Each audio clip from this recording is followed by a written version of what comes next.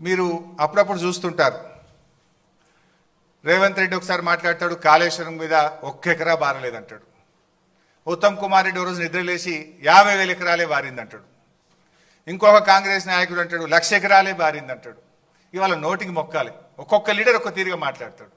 ఇది నేను చెప్తున్నది కాదు, source submission of irrigation engineers report to the newly formed Congress government.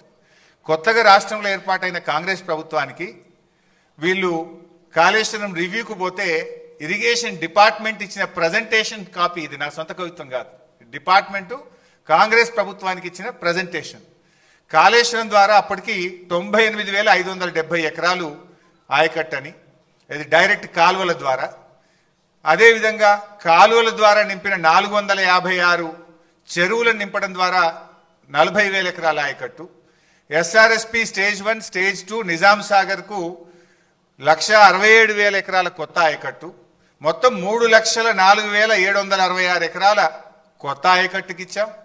అదేవిధంగా స్థిరీకరణ 17,08,230 ఎకరాలు స్థిరీకరణ జరిగింది.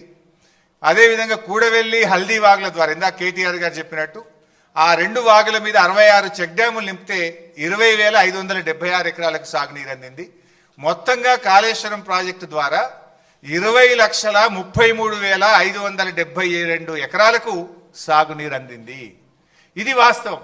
కానీ ఏం మాట్లాడతారు, ఒక్క ఎకరా బారలేదని ఒకడంటాడు, 50,000 ఎకరాలు బారిందని ఒకడంటాడు, 1,00,000 ఎకరాలు బారిందని ఒకడంటాడు. వాస్తవానికి 20,33,572 ఎకరాలకు అప్పటికే సాగునీరు అందించారు.